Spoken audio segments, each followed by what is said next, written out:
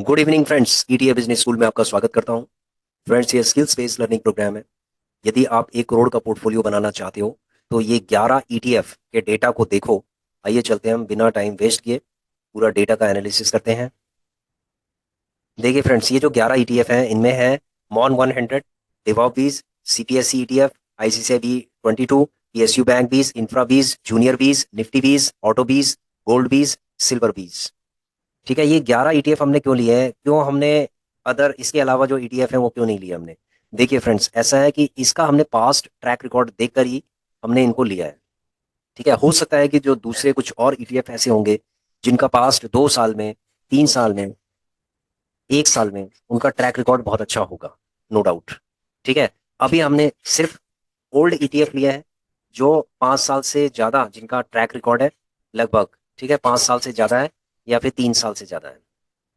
ठीक है, कुछ ईटीएफ हैं जिनके 3 साल से ज्यादा है, कुछ ऐसे हैं मैक्सिमम है जिनके 5 साल से ज्यादा है। जैसे मॉन 100 अगर हम देखें तो 2011 में स्टार्ट हुआ था, डेवॉप बीस 2022 में स्टार्ट हुआ था, सीपीएससी 2014 में हुआ था, आईसीसीआई बी 22 2017 में हुआ था, पीएसयू बैंक बीस 2014 में हुआ था, इंफ्रा बीस 2014 में हुआ था, जूनियर बीस 2014 में हुआ था, निफ्टी बीस 2002 में, ऑटो बीस 2022 में, गोल्ड बीस 2007 में, सिल्वर बीस 2022 में। तो ये 11 ईटीएफ है। इसके ऊपर अगर हम देखें तो आज मार्केट बिल्कुल डाउन है। इनमें दो चीजें अभी अप ट्रेंड में है, जैसे गोल्ड बीज और सिल्वर बीज। ठीक है, ये जो कमोडिटीज के जो जो मेटल है, गोल्ड बीज और सिल्वर बीज है, सॉरी, मेटल, सिल्वर बीज और गोल्ड बीज, ये जो दोनों हैं ये अप ट्रेंड में अभी है। बाकी जो जितने भी हैं सारे डाउन ट्रेंड के अंदर हैं अभी एट प्रेजेंट। ठीक है, तो 5 साल का इनका जो रिटर्न है ना वो हमने एनालाइज किया है। 5 साल का रिटर्न आप देखेंगे स्क्रीन पे, अगर दिखाई दे रहा होगा आपको, मॉन 100 का 196% है, डिवॉप बीस का 175% है, सीपीएससी ईटीएफ का 217% है, आईसीसीआई बी 22 का 214% है, पीएसयू बैंक बीस का 169 है। ये 200 के आसपास था, लेकिन मार्केट डाउन ट्रेंड की वजह से, यानी बेरिश मोड की वजह से इसका जो परसेंटेज है वो कम हो गया। इंफ्रा बीस 167%, इसका भी नीचे हो गया, ये भी 200% के आसपास था, लेकिन ये 167% रह गया 5 साल का।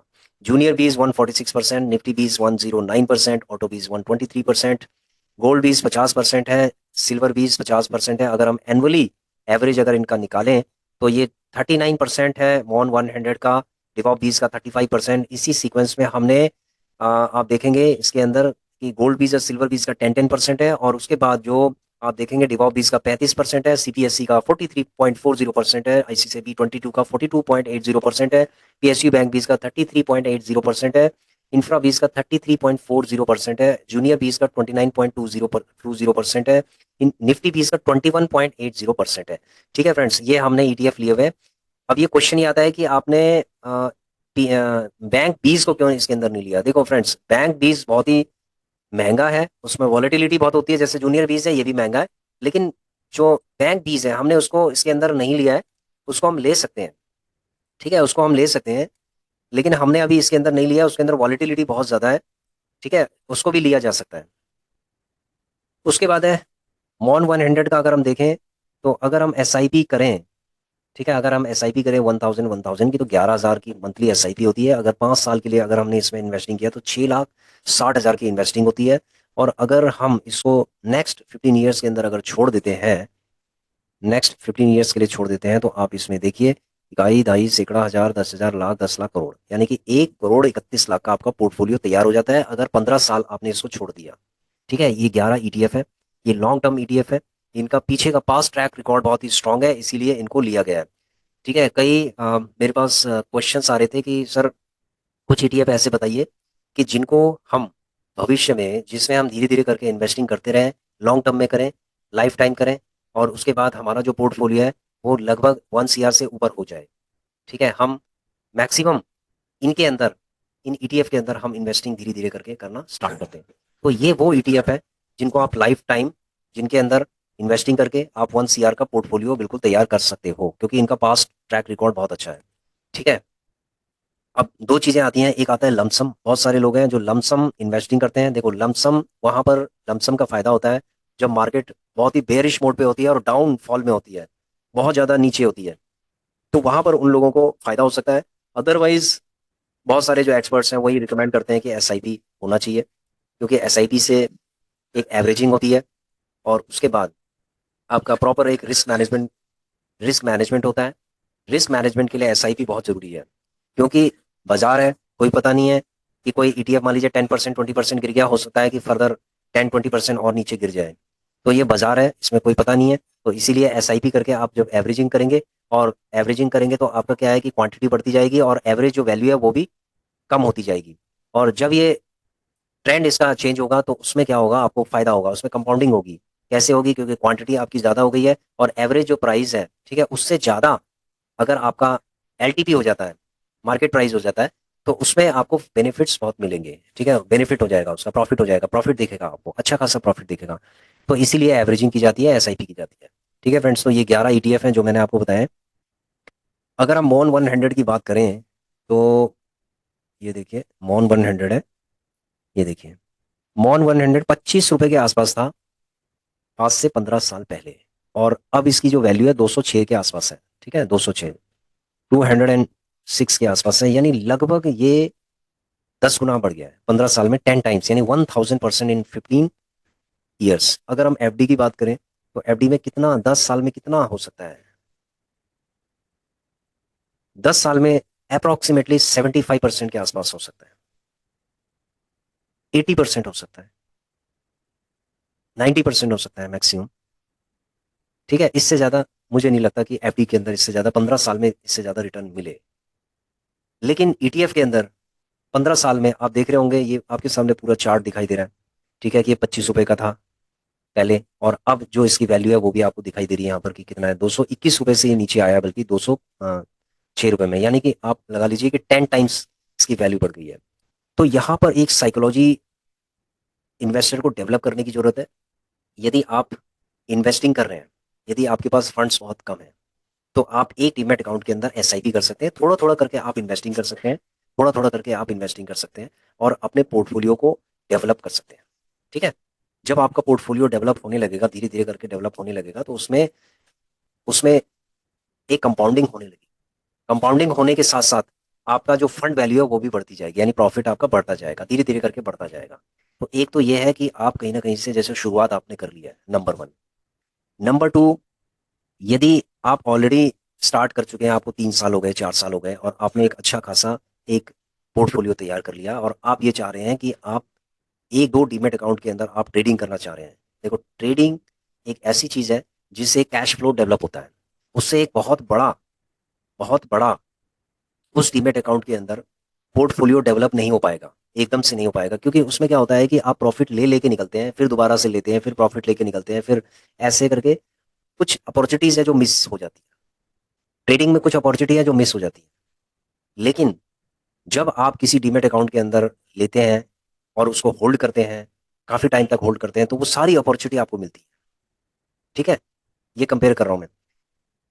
जो जो डीमेट अकाउंट है आपके, जिनमें आप ट्रेडिंग कर रहे हैं, उससे आप एक रेवेन्यू जनरेट कर सकते हैं, कैश फ्लो जनरेट कर सकते हैं, और उसके बाद उस कैश फ्लो को आप एक तीसरे डीमेट अकाउंट या चौथे डीमेट अकाउंट के अंदर, एक ऐसे डीमेट अकाउंट के अंदर डाल सकते हैं जहां पर आपको 30 साल तक, 15 साल, 15 साल, 20 साल, 25 साल, 30 साल तक कोई जरूरत नहीं है उस फंड की, क्योंकि वो ही आपका एक स्ट्रॉन्ग एसेट क्लास का फंड बनेगा।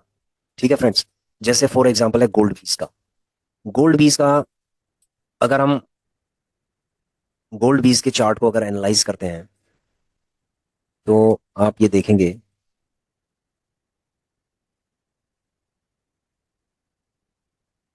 2015 में इसकी वैल्यू 22 रुपए के आसपास थी।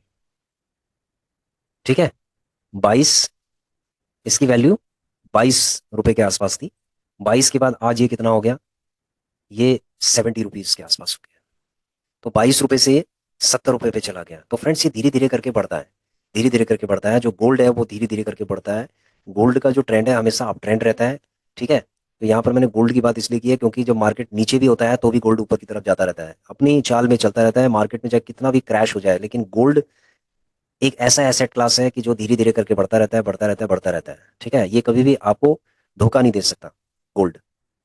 तो इसीलिए बहुत सारे इन्वेस्टर्स हैं जो अपने फंड्स को पूरा डिवाइड करके एक प्रॉपर प्लानिंग के साथ इन्वेस्टिंग करते हैं। वो लोग क्या करते हैं कि जैसे ये 11 ईटीएफ है, तो ये अलग अलग एसेट क्लास हैं, इनके अलग अलग सेक्टर्स हैं। देखो, जैसे ये इंटरनेशनल ईटीएफ है, मॉन 100 इंटरनेशनल ईटीएफ है। सपोज आप अगर 1 करोड़ का पोर्टफोलियो बनाने जा रहे हैं, तो इसका मतलब है कि 10% आप इसके अंदर डाल सकते हैं अपना फंड, यानी 10 लाख रुपीज़ के आसपास मॉन 100 के अंदर आप डेवलप कर सकते हैं। उसके बाद है डिवॉबीज, जो डिविडेंड देने वाले ईटीएफ हैं, उनके उसमें आप 10 के आसपास कर सकते हैं। ठीक है, मतलब आप 5 भी कर सकते हैं इसके अंदर। सीपीएससी के अंदर आप 10 कर सकते हैं। आईसी से B22 के अंदर आप 10 कर सकते हैं। ऐसे 10 10 करके आप कर सकते हैं, तो आपका हो गया A1.10 CR के आसपास हो गया, क्योंकि ये सारे जितने भी हैं, आप गोल्ड बीज या सिल्वर बीज में से एक में कर सकते हैं, तो आपके 10 हो गए। और 10 में अगर 10 10 भी आप करते हैं तो 1 CR के आसपास हो गया। मिनिमम 1 CR, उससे ऊपर भी हो सकता है, जैसे 1.10 हो सकता है, 1.25 हो सकता है, 1.50 हो सकता है। तो इस तरीके से आप अपना एक पोर्टफोलियो डेवलप कर सकते हैं। धीरे धीरे करके आप डेवलप कर सकते हैं, क्वांटिटी को आप बढ़ा सकते हैं। ठीक है, जो इन्वेस्टमेंट आज आप कर रहे हैं ना, ये एक सीड है भविष्य के लिए। अगर मान लीजिए कि आपने आज इन्वेस्टिंग किया है 60,000 रुपये, सपोज आपने इन्वेस्टिंग किया है इसमें 60,000 रुपये इन्वेस्टिंग किया है 1000 SIP के साथ, तो 15 साल बाद, 15 साल बाद ये जो 60,000 है, ये कितने हो जाएंगे? 17 लाख के आसपास हो जाएंगे, इस 25% के हिसाब से, कंपाउंड CAGR। 25 CAGR को अगर हम लेंगे और 15 साल के लिए अगर हम लेते हैं, तो ये 17 लाख के आसपास हो जाते हैं 60,000 का। ठीक है, धीरे धीरे करके 60,000 का 17 के आसपास हो जाता है। तो ऐसे करके अगर हम इसको पूरा एनालाइज करें, प्रत्येक ETF को अगर हम एनालाइज करें, तो ये लगभग जो है ना 1,31 लाख के आसपास हो जाता है, अगर आप 6,60,000 का आप इन्वेस्टिंग करते हैं। लेकिन आपको थोड़ा थोड़ा करके करना पड़ेगा, आपको एकदम से नहीं करना है कि आपने सीधे 1 लाख रुपए लगा दिया और उसके बाद फिर आप बैठ गए, क्योंकि मार्केट नीचे भी जाती है। और ये जो SIP है, ये हमेशा डाउन ट्रेंड में आपको लेना है इसको। आप टेक्निकल एनालिसिस भी देख सकते हैं, हमारी वीडियो आप देख लीजिए, टेक्निकल एनालिसिस RSI का एक वीडियो बनाया हमने कि बाय कब करना है RSI को देख के। तो वो वीडियोस आप देख सकते हैं, ओल्ड वीडियोस आप देख लीजिए, उसके अंदर एक कंप्लीट लर्निंग है ETF के बारे में, कि ETF को कहाँ पर लेना चाहिए, कहाँ पर उसे सेल करना चाहिए, कहाँ पर री इन्वेस्टमेंट करना चाहिए। वो सारी वीडियोस हमने, पुरानी जितनी भी वीडियोस हैं उसमें सारी इन्फॉर्मेशन हमने दे रखी है। तो आप इसमें एनालाइज कर सकते हैं खुद। और इसके अंदर जैसे हमने तो मिनिमम 1000 रखा, आप 1500 2000 भी आप कर सकते हैं, तो ये इसका डबल हो जाएगा फिर। समझ रहे हो फ्रेंड्स? लेकिन आपको एक 15 साल के लिए, यानी कि मिनिमम 15 ईयर्स के लिए आपको उसको होल्ड करना पड़ेगा। देखो, सीड फंड वही होगा जिसको आप मिनिमम 15 साल तक उसको होल्ड करते हैं। आज आपने लिया, 15 साल तक उसको होल्ड करना पड़ेगा, तब जाके एक परफेक्ट एसेट क्लास ही बनेगी। क्योंकि फंडामेंटल तो इनके स्ट्रांग है, ये जो 11 के 11 ETF है, फंडामेंटल नो डाउट फंडामेंटल बहुत स्ट्रांग है, क्योंकि ये पुराने ETF है, ओल्ड ETF है। इनका ट्रैक रिकॉर्ड अगर आप देखेंगे, तो मैं आपके सामने इनका ट्रैक रिकॉर्ड मैंने एक्सप्लेन किया आपको। और उसके बाद जो आगे की जो प्रेडिक्शन है, वो आप भी कर सकते हैं इसके अंदर, कि भाई आगे की प्रेडिक्शन कितनी होगी। तो ये जो प्रेडिक्शन है वो हमने की है पुराने ट्रैक रिकॉर्ड के हिसाब से, हमने आगे की प्रेडिक्शन की है कि अगर आप इतना लगाते हैं तो आप इतना हो सकता है इसके अंदर। ठीक है फ्रेंड्स? तो कई सब्सक्राइबर हैं जिनका कुछ क्वेरीज थी कि सर कौन से ऐसे ETF हैं जिनमें हम इन्वेस्टिंग करके, लॉन्ग टर्म में इन्वेस्टिंग करके हम 1 CR का एक पोर्टफोलियो हम तैयार कर सकते हैं। बिल्कुल कर सकते हो आप 1 CR का पोर्टफोलियो, ये 11 के 11 ETF में बिल्कुल तैयार कर सकते हो। ठीक है, और ये ETF की एसेट क्लास है। इसके अंदर कोई, अगर आपको लगता है कि कोई डाउट है, तो आप इसका पुराना ट्रैक रिकॉर्ड देखिए और चेक कीजिए कि भाई ये ETF किस तरीके का है। आप खुद भी अपने आप भी आप एनालाइज कीजिए। ठीक है, क्योंकि सेल्फ एनालिसिस करना भी बहुत ज़रूरी है। तो आप ये सारा एनालिसिस कीजिए, उसके बाद फिर आप देख सकते हैं, you can take your own decision. ठीक है, तो मैंने एक दो का चार्ट आपको दिखा दिया है। एक मैं PSU बैंक 20 का भी आप चार्ट दिखाना चाहता हूँ, कि देखो PSU बैंक 20 ने एक हॉरर पैदा किया है, बहुत तगड़ा वाला। बहुत लोग का कहना है कि PSU बैंक 20 ने इतना तगड़ा डाउन ट्रेंड बनाया है। देखो, PSU बैंक 20 के ऊपर मैंने वीडियोस बनाई हैं, काफ़ी वीडियोस बनाई है। PSU बैंक 20 हमेशा आपको प्रॉफिट देगा, और 100% गारंटेड प्रॉफिट ये दे सकता है आपको। ठीक है, लेकिन ये डराने के बाद आपको देगा। सबसे पहले ये डराएगा आपको, आपसे इन्वेस्टिंग कराएगा, डराएगा। डराने के बाद जब ये ट्रेंड पकड़ेगा, और उसके बाद अगर आप भाग जाओगे तो अलग बात है, कि आप थोड़ा सा प्रॉफिट लेके भाग गए। अगर आप इसमें बैठे रहोगे, तो ये आपको बहुत तगड़ा प्रॉफिट देगा। ये लॉन्ग टर्म का ETF है, ये कोई शॉर्ट टर्म वाला ETF नहीं है। अगर आप इस पे काम करना चाहते हैं, तो आप लॉन्ग टर्म ये समझ लीजिए कि 1 साल, 1.5 साल, 2 साल तक की इन्वेस्टिंग के लिए आप सोचिए, तब आप PSU बैंक 20 में आइए। नहीं तो फिर अगर आप शॉर्ट टर्म में सोचोगे, तो आपको लगेगा कि आप फंसे हुए हो उसके अंदर। तो फ्रेंड्स, ये आपको विचार करना है इसके ऊपर कि कौन से ETF, किस ETF के अंदर क्या ट्रेंड बनता है। ठीक है, और किस तरीके से हमें इसमें इन्वेस्टिंग करना चाहिए। तो ये आपको सोचना है, आपको विचार करना है इसके ऊपर। ठीक है, इसमें एक दो ETF हैं ऐसे, जैसे ITBs है, जो सेक्टोरल ETF है, जैसे ITBs हो गया है, वो हमने अभी इसके अंदर दो नहीं लिए हैं, जैसे आईटी बीस हो गया और बैंक बीस हो गया। बैंक बीस एक थोड़ा कॉस्टली है, जैसे जूनियर बीस की तरह ही है, ठीक है, और इंफ्रा बीस की तरह ही है, लेकिन हम उसको भी ले सकते हैं। अगर आपको लगता है कि ये जो 11 हैं इनमें से हम दो को हटा दें, कोई भी दो को हटा दें, उनकी जगह पे हम बैंक बीस भी ले सकते हैं, ठीक है, आईटी बीस भी ले सकते हैं। आईटी बीस और बैंक बीस ले सकते हैं क्योंकि वो भी अच्छे एसेट क्लास के ईटीएफ, सेक्टोरल ईटीएफ है, ठीक है। एक बैंकिंग सेक्टर का है बैंक बीस और दूसरा आईटी सेक्टर का है। और आईटी सेक्टर अभी आपने देखा होगा कि एकदम बूस्ट बूम पे चल रहा है।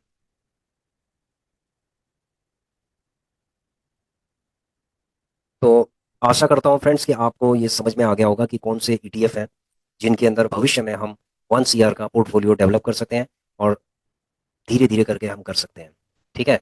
तो ये चीज़ मैंने आपको एक्सप्लेन कर दी है कि यदि आप ट्रेडिंग कर रहे हैं दो डीमेट अकाउंट के अंदर, तो उससे जो प्रॉफिट निकलेगा वो तीसरे चौथे जो भी डीमेट अकाउंट है, एक ऐसा डीमेट अकाउंट है उसके अंदर आपको डालना है और भूल जाना है। क्योंकि आप अगर डालोगे उसके अंदर, इन्वेस्टिंग करोगे और उसके बाद भूल जाओगे, यानी 15 साल के लिए उसको डालना है। और अगर आप 15 साल के लिए इन्वेस्टिंग करते हो और उसको छोड़ देते हो, तो उसकी जो कंपाउंडिंग होगी ना वो नेक्स्ट लेवल की होगी फिर कंपाउंडिंग। क्योंकि जिसमें आप ट्रेडिंग कर रहे हैं इसमें कंपाउंडिंग नहीं होगी, बहुत ज़्यादा कंपाउंडिंग नहीं होगी इसके अंदर तो आप कैश फ्लो जनरेट कर रहे हैं, ठीक है। इस चीज़ को मैं क्यों रिपीट करता हूँ इन चीज़ों को, क्योंकि बहुत सारे ऐसे इन्वेस्टर्स हैं जो ट्रेडर भी हैं और वो ट्रेडिंग करके अपना फंड्स जनरेट करते हैं, ठीक है।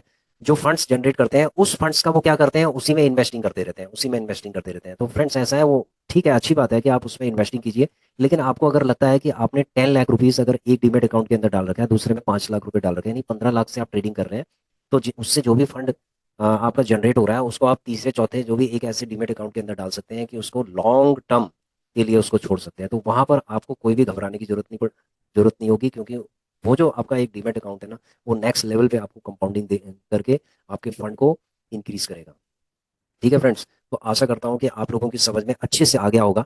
यदि आपकी कोई क्वेरी है तो आप कमेंट करके जरूर आप बताइएगा। धन्यवाद। Thanks for watching our video. Please share, subscribe and like our channel. Thank you.